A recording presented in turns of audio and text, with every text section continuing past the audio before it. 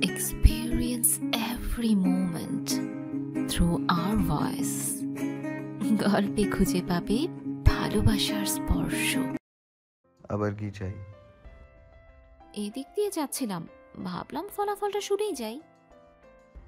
বলতে বলতে মাথার তাজ খুলে অধর গলিয়ে ফু দিল তাতে। এক দৃষ্টে চেয়ে আছে সুলতান, পলক পড়ল না কিছুক্ষণ। এই নারী সবসময় ভিন্ন ভিন্ন সৌন্দর্যতা বহন করে। এই যেমন এখন কত স্বাভাবিকভাবে ঠোঁট গোল করে ফু দিচ্ছে, অথচ সুলতানের নিকট এটাই যেন অপার দৃশ্য। চোখ ফেরানো দায় হয়ে উঠছে।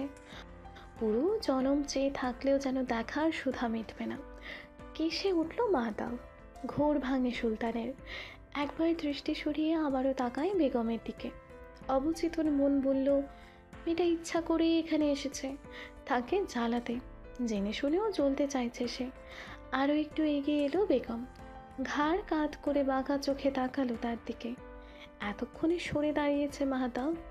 বেগমের বাঁকা দৃষ্টিতে চোখ রাখতে সুলতানের অন্তর ধমকে উঠল তৎক্ষণাৎ। তাকাস না, ঝলসে যাবি মূর্খ সুলতান। সুলতান মানল না সে সতর্কবাণী। পায়ে ঠেলল সমস্ত নিয়ম, লোকলজ্জা, স্থান কাল ভুলে দৃষ্টি মেলালো ওই নয়নে। এই মুহূর্তে পুরো পৃথিবী ধ্বংস হয়ে গেলেও আফসোস থাকবে না তার। অথচ নির্দয়ভাবে ডেকে উঠল মাহতাব। মহামান্য। ব্যাঘাত ঘটতেই বিরক্তিতে চোখ দুটো কুঁচকে নিল সুলতান। রাগান্বিত দৃষ্টিতে তাকালো মাহতাবের দিকে। হুট করে নিজের অবস্থান মনে পড়তে সংযত হলো খানিক। তপ্ত শ্বাস ফেলে সংবরণ করলো নিজেকে।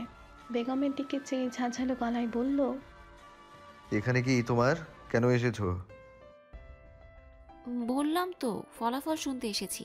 নিচে এতক্ষণ হা করে চেয়ে থেকে উল্টো এখন আমাকেই ধমকাচ্ছেন, স্বৈরাচারী সুলতান। কণ্ঠে অভিমান থাকলেও দৃষ্টিতে দুষ্টুমি খেলা করছে তার। রাগ ভুলে বেগমের আড়ালে মৃদু হাসল সুলতান। বড্ড দুষ্ট হয়েছ। কিসের ফলাফল? রাগ? আপনার রাগ ভেঙেছে? তখন তো ফলাফল না শুনেই চলে এসেছিলাম। আহম্মক বনে গেল সুলতান। রাগ ভেঙেছে কিনা শুনতে এখানে চলে এসেছে, ভিকুব একটা। অথচ মুখে বলল, না, ভাঙিনি। যাও তুমি। তাহলে এখনই ভাঙিয়ে দিই? মানে? এগোচ্ছে বেগম, কোনো কথাবার্তা ছাড়াই এগোচ্ছে সুলতানের দিকে। গলা শুকিয়ে এলো সুলতানের, ঢোক গেলল পাংশুটে। কেদারা ছেড়ে এক পা দুপা করে পেছাতে শুরু করেছে ইতোমধ্যে। আঙুল তুলে শাসিয়ে বলল, না এলি, এলি না বলেছি কিন্তু। শুনল না বেগম। সে নিজের মতোই এগোচ্ছে। আজ বুঝি এই শক্ত পুরুষের দুর্বলতা প্রমাণ করেই ছাড়বে সে। অধরে বাঁকা হাসি। ভয় পাচ্ছে রামান সাম্রাজ্যের শক্তিশালী সুলতান। হাত দেখিয়ে সুলতান আবারও বলল, এলি, এলি না। আকস্মাৎ চেঁচিয়ে উঠল সুলতান। মাহতাব, আলো নিভিয়ে দাও। প্রায় সঙ্গে সঙ্গে থপথপ শব্দে নিভে গেল সমস্ত কৃত্রিম আলো। অন্ধকারে বিলীন হলো পুরো কামরা। সাথে সাথেই বেগম ঝাঁপিয়ে পড়ল সুলতানের শরীরে। তাল হারিয়ে কয়েক পা পিছিয়ে গেল সুলতান। বেগম খিলখিলিয়ে হেসে উঠল শব্দ করে। চারপাশ মুখরিত হয় হাসির শব্দে। মুগ্ধ হয় সুলতান। সে এক হাতে বেগমকে ঠেলে সরাতে চাইলেই বেগম বলে ওঠে, আলো জ্বালিয়ে দাও মাহতাব। খবরদার, আলো জ্বালাবে না। চিৎকার করে সুলতান। গো বেচারা মুখ করে চুপচাপ দাঁড়িয়ে রয় মাহতাব। কার কথা শুনবে আর কার কথা শুনবে না বিভ্রান্ত হচ্ছে সে। হঠাৎ এই কোমরে সুলতানের বলিষ্ঠ হাতের শক্ত বন্ধনে পেয়ে জমে যায় বেগম। ঠেলে সরাতে চাইল সুলতানকে। এখন কি আর সে সুযোগ আছে? সুযোগ পেরিয়ে গেছে বহু পূর্বে। বাঁকা হাসে সুলতান, উচ্চস্বরে বলল, আলো জ্বালিয়ে দাও মাহতাব। আতকে উঠল বেগম। সুলতানের হাত শক্ত করে ধরে চিৎকার করল, খবরদার, আলো জ্বালাবে না। মাহাদা ফিসফিসে জার্নাবের উদ্দেশ্যে বলল, শেখো কিছু, শিখতে তো পারো। কটমট করে তাকালো জার্নাব। ঝাঁঝালো গলায় বলল, আমি কেন শিখতে যাব? তোমার সময় এখন, তুমি শেখো আর তাড়াতাড়ি বিবাহটা করে নাও। করব যেদিন প্রিয়তমা চাইবে। কাতর কণ্ঠ মাহতাবের। প্রিয় কিছু পাওয়া না পাওয়ার মধ্যখানে ঝুলে প্রিয়তমাকে চেয়ে বরবাদ হয়েছে সে। তবুও চাইবে, জীবনের শেষ দিন পর্যন্ত চাইবে। নিজের শেষ নিঃশ্বাসটাতেও লিখে দেবে প্রিয়তমার নাম, তার বোকা চোখের চাহনি। বাগানের রজনীগন্ধারা আজ বেজায় মনক্ষুণ্ণ। বেগমের মন রক্ষায় যে রজনীগন্ধাদের সুলতান এই বাগানের সবচেয়ে সুউচ্চ স্থান দিয়েছিল, তাদের বেহাল দশা। দুমড়ে মুচড়ে পড়ে আছে প্রাণ হারিয়ে। শুকিয়ে যাওয়ার আগ পর্যন্ত সুবাস ছড়াচ্ছে মন মাতানো। ভেঙে পড়া রজনীগন্ধাদের ওপরে এবড়ো খেবড়ো অবস্থায় পড়ে আছে ক্ষত বিক্ষত একটি লাশ, সৈনিকের লাশ। রাতের আধারেই বোধহয় প্রাণ ত্যাগ করেছে সে। কে হিংস্রভাবে ছিঁড়ে ফেলা হয়েছে তার পোশাক, কামড়ে তুলে নেওয়া হয়েছে ডান গালের মাংস, শরীরের জুড়ে অগণিত আঁচড়ানোর চিহ্ন। গলার নিচের মাংস ছিঁড়ে পড়ে আছে পাশেই, রক্ত নেই কোথাও, রক্তের ফোঁটা। শরীরের বিভিন্ন স্থানের মাংস তুলে নেওয়া হয়েছে নৃশংসভাবে। সকাল সকাল বাগান পরিষ্কার করতে এসে এই দৃশ্য দেখেছে একজন সেবক। তার চিৎকার চেঁচামেচিতে জড়ো হয়েছে সকলে। তীক্ষ্ণ দৃষ্টিতে লাশ পরীক্ষা করছে মাহতাব। প্রধান দ্বারের সৈনিক রাতে এই বাগানে কি করছিল মাথায় ধরল না। বাগানের বাইরের পাহারারত সৈনিকেরা এ ব্যাপারে কিছুই বলতে পারছে না। রাতে তারা কোনো চিৎকার চেঁচামেচি শোনেনি, আর না তো কাউকে বাগানের ভেতরে আসতে দেখেছে। প্রধান ফটকের সৈনিকদের নিকট থেকেও তেমন কোনো তথ্য পাওয়া যায়নি। সকলের এক কথা, বাইরে থেকে ভেতরে কেউ আসেনি, অথচ একজন সৈনিকের বিভৎস লাশ পড়ে আছে মহলের বাগানে। তবে কি ভেতরের কেউ? মাহতাব অবাক হয়ে তাকালো সুলতানের দিকে। সে গম্ভীর ভঙ্গিতে আশেপাশ পর্যবেক্ষণ করছিল। মহলের ভেতর এসে সৈনিকের খুন, তাও এত নৃশংসভাবে, যেন কোনো জন্তু জানোয়ার ছিঁড়ে খেতে চেয়েছিল, কিন্তু শেষ পর্যন্ত খেতে পারেনি। মাথা নিচু করে দাঁড়িয়ে আছে পাহারারত সৈনিকেরা। আকস্মাৎ গর্জে উঠল সুলতান। রাতের আধারে মহলে খুন হয়ে যাচ্ছে, অথচ কেউ কিচ্ছু দেখেনি। মরে গিয়েছিলে তোমরা। হাজার হাজার সৈনিক কি ধুয়ে ধুয়ে পানি খাওয়ার জন্য রেখেছি আমি? রাত বেরাতে খুনি ঢুকে পড়েছে মহলে, তোমরা কি করছিলে? নির্বাক নিশ্চুপ সকলে। এই ঘটনায় তারাও থমকে গিয়েছে। কিভাবে কি হলো, কখন হলো, সে আশ্চর্যজনকভাবে কেউ কিছু টের পেল না। সুলতানের কথার জবাব দেওয়ার মুখ তাদের নেই। রাগে সজোরে দোলনায় লাথি বসিয়ে দেয় সুলতান। কর্মর শব্দে ভেঙে পড়ে সাথে সাথেই। শিউরে ওঠে উপস্থিত জনতা। লাশ ছেড়ে উঠে এলো মাহতাব। সুলতানকে শান্ত করার উদ্দেশ্যে কিছু বলবে, আবারও চেঁচামেচি শুরু করলো সুলতান। একবার নয়, দুবার নয়, বারবার একই কাহিনী। অজ্ঞাত খুনি বারবার কিভাবে মহলে ঢুকে পড়ে তোমাদের আড়ালে। পর্যন্ত কতগুলো সৈনিকের এমন বিভৎস মৃত্যু হয়েছে, তাদের প্রাণের কি কোনো দাম নেই? আদৌ কি কোনো মানুষ এই হত্যাগুলো করে, নাকি জন্তু জানোয়ার করে সেটাও জানো না তোমরা? নাকে তেল দিয়ে ঘুমিয়ে পড়েছিলে সবাই। সুলতান শাহজিল চুপচাপ সব কিছু দেখছে। গম্ভীর আর নির্জীব তার ভাবভঙ্গি। ছেলেকে এভাবে উত্তেজিত হয়ে যেতে দেখে দৃষ্টি সরালো লাশ থেকে। এগিয়ে গিয়ে হাত রাখলো সুলতানের কাঁধে। আলতো চাপড় মেরে বলল, শান্ত হও সাজাইন, ওদের বকে লাভ নেই। ওরা তো ঠিকই দায়িত্ব পালন করেছে, ওদের দোষ কোথায়? হাত মুষ্টিবদ্ধ করে রাগ দমনের চেষ্টা চালালো সুলতান। বড় বড় শ্বাস নিয়ে চোখ দুটো বন্ধ করলো। এতে খানিক কাজ হলো, কিছুটা শান্ত হলো সে।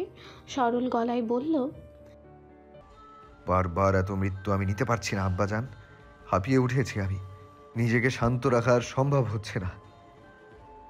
এটা নিশ্চয়ই ওই উমারের কাজ, এভাবে আমাদের উস্কে দিতে অথবা দুর্বল করতে চাইছে।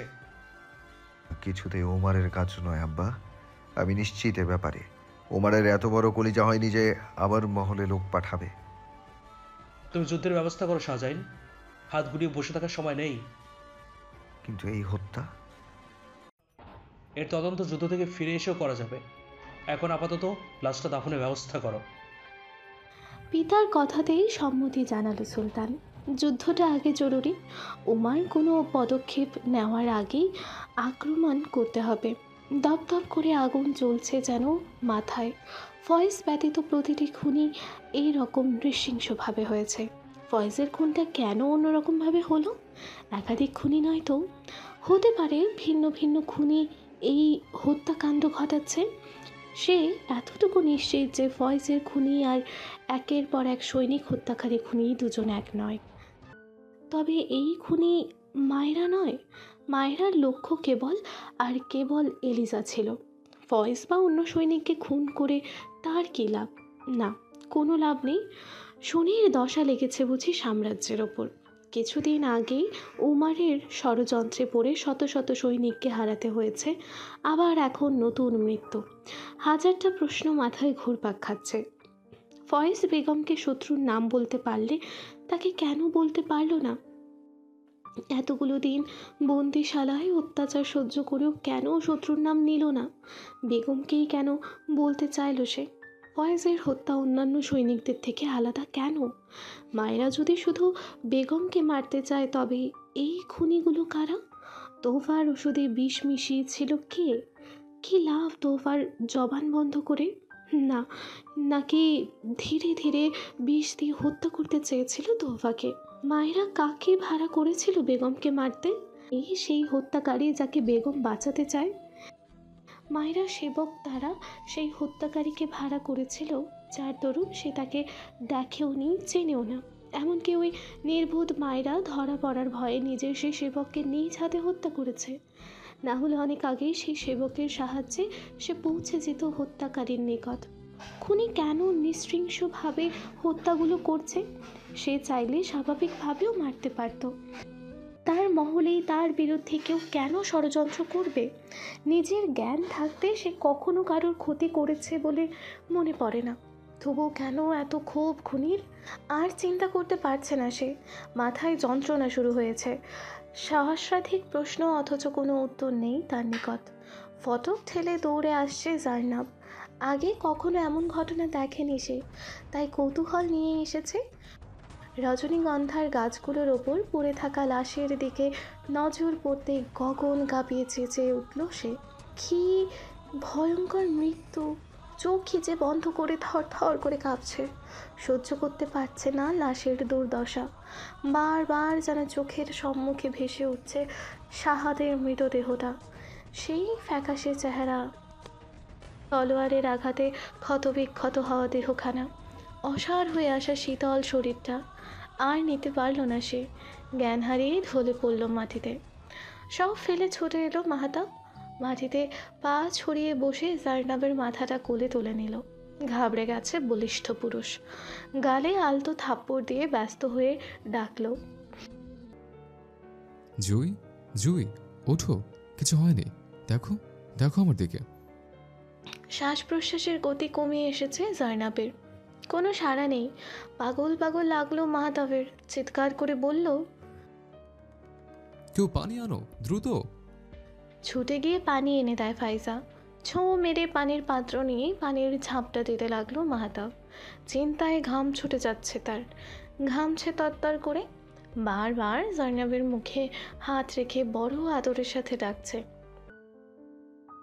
জুই, দেখো আমার দিকে, চোখ খোলো, কিছু হয়নি, দেখো জুই। তার পেছনেই নীরবে দেখে গেল তানহা।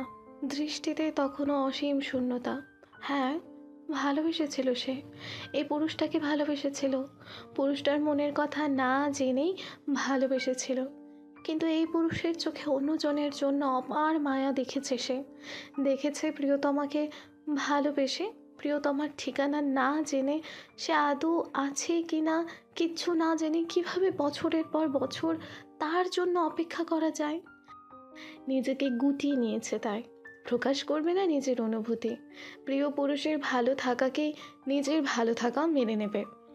ওয়াসিফা সুলতান চোখ মুখ কুঁচকে চেয়ে আছে। দৃশ্যটা সে একদমই ভালো চোখে দেখেনি।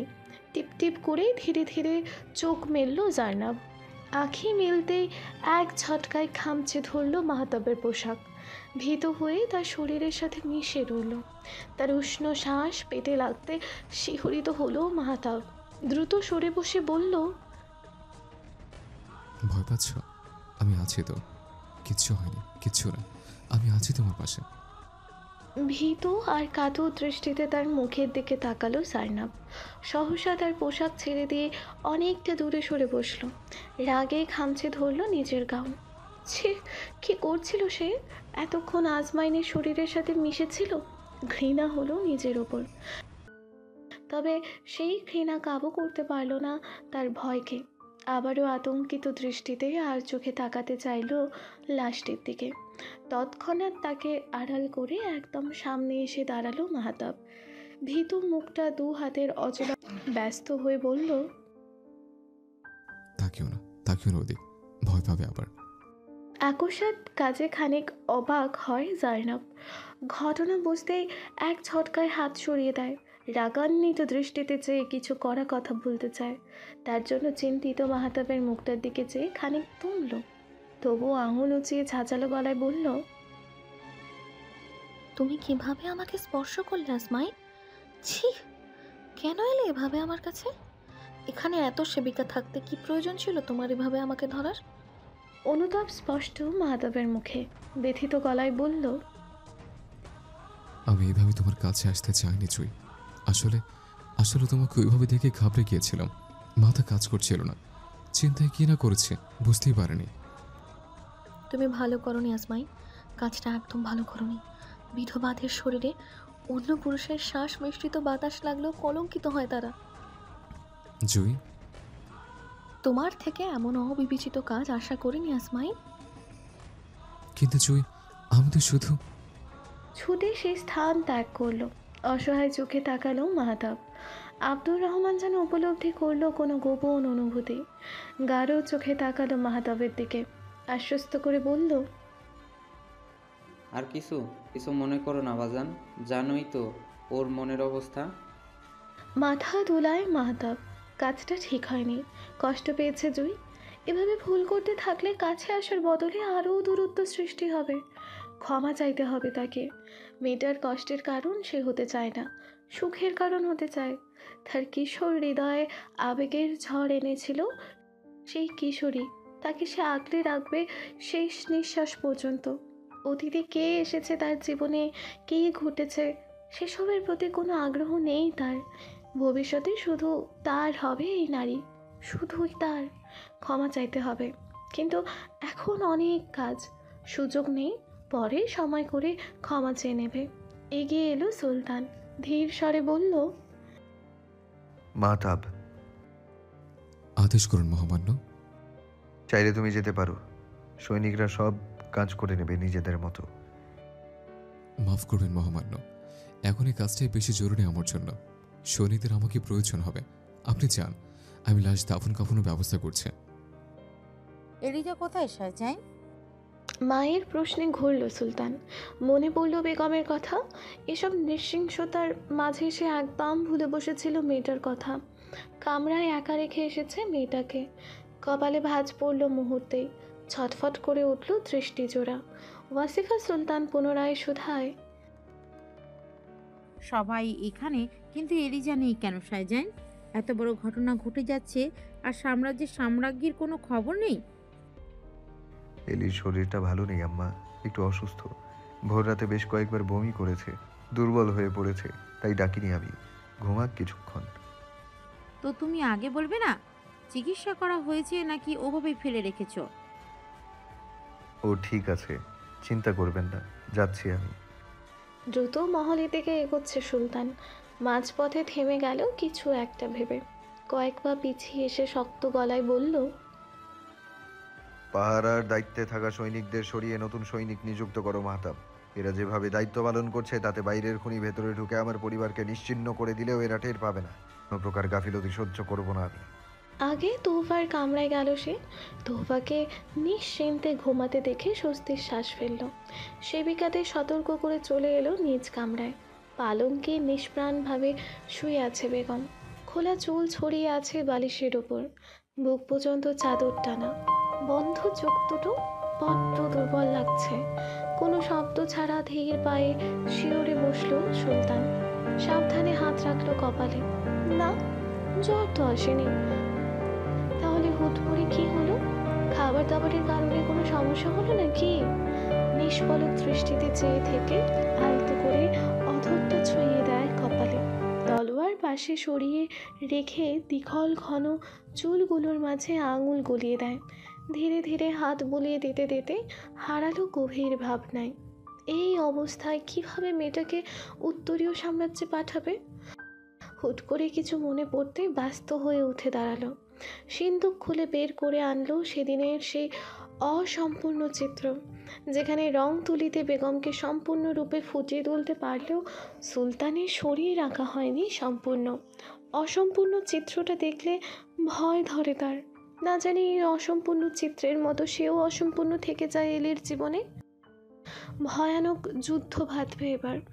এই মৃত্যু খেলায় বাঁচা মরার কোনো নিশ্চয়তা নেই। আল্লাহ সহায় হলে আবারও ফিরে এই মায়াময়ীর কাছে। আজরাইল যদি বাঁধ সাধে তাহলে কি তাকে ভুলে যাবে এলি? শুরু করবে সব কিছু নতুন করে? তার জীবনের অধ্যায় থেকে মুছে যাবে সুলতান শাহজাইন নামক পুরুষটি? এই নারীর তীব্র রজনীগন্ধার সুবাসের মাঝে কোথাও মিলবে না তার অস্তিত্ব। হাঁসফাঁস করে শক্ত পুরুষ প্রিয়তমা স্ত্রীর প্রতিটি নিঃশ্বাসের সাথে সে অনুভব করতে চায় নিজেকে। এ কি চিত্র যে সম্পূর্ণ! চিত্রতে স্পষ্ট সফেদ গাউন পরিহিতা নারীর পাশে ঘিয়ে রঙা রাজকীয় পোশাকে দণ্ডায়মান সুলতান। তার মাথার সফেদ পাগড়িটা নারীর সফেদ তাজের কাছে বড্ড মানানসই। কিন্তু সে তো নিজের শরীর শুধুমাত্র কোমর পর্যন্তই অঙ্কন করতে পেরেছিল। কে সম্পূর্ণ করেছে এই চিত্র? এলি? অবচেতন মন খল বলিয়ে উঠল হঠাৎই। এলি এঁকেছে তার চিত্র? তাই বুঝি এত নিখুঁত লাগছে তাকে? তার প্রেয়সীর নরম হাতে রং তুলির আদলে ভালোবেসেছে তাকে। অথর প্রসারিত হয় অজান্তেই। এলি ভুলবে না তাকে, ভালোবাসবে। তার অস্তিত্ব বিলীন হবার পরেও ভালোবাসবে। তার শরীরের রজনীগন্ধার সুবাসে আজীবন মিশে থাকবে সুলতান শাহজাইন। এই অনুভূতি এত মধুর কেন? চিত্রটা আবারও সিন্ধুকে ভরে রেখে জানালার বিশাল পর্দা মেলে দিল। বসলো বেগমের পাশে। আলতো করে নিজের মুঠোয় পুরে নেয় বেগমের দুর্বল চিত্তে এলিয়ে রাখা হাতটা। হাতের অপর পিঠে চুমু এঁকে দেয় বড্ড আদরে। এই চেহারায় কি জাদু রেখেছো আমার জন্য? যতবার দেখি ততবার কেন বাঁচার শান জাগে। কত স্বপ্ন তোমাকে নিয়ে আমার হৃদয়ে, অথচ জীবনের কোনো নিশ্চয়তা নেই। সাধ্য থাকলে সমস্ত নিয়ম ভেঙে থেকে যেতাম এই হাতে হাত রেখে। মৃদু স্বরে হাসল সুলতান। পূর্বের দিনগুলোর কথা ভেবে দুঃখ ভোলানোর প্রচেষ্টা চালাচ্ছে। মৃত্যুর প্রতি তার এত ভয়, নাকি এই নারীর হৃদয় থেকে হারিয়ে যাবার আতঙ্ক? আবারও বিড়বিড়িয়ে আওড়ায়, তোমায় আঁকড়ে ধরতে কত নিয়ম ভেঙেছি আমি, কত বিধান জুড়েছি নতুন করে, তার খবর তুমি জানো? হুট করে মেজাজটা খারাপ হয়ে গেল। ধর, গোল্লায় যাক যুদ্ধ, রসাতলে যাক সাম্রাজ্য, সে আজই ছেড়ে দেবে সুলতানের আসন। নিকুচি করেছে এসব দায় দায়িত্ব। এলিকে নিয়ে চলে যাবে দূর পাহাড়ে। বারবার সাম্রাজ্যের ভালোর জন্য কখনো দ্বিতীয় বিবাহ করার তছরূপ ওঠে, তো কখনো 2 যুগ পরে বউকে পেয়ে আবারও তাকে দূরে ঠেলে দিয়ে যুদ্ধ নামক মৃত্যুকূপে ঝাঁপিয়ে পড়তে হয়।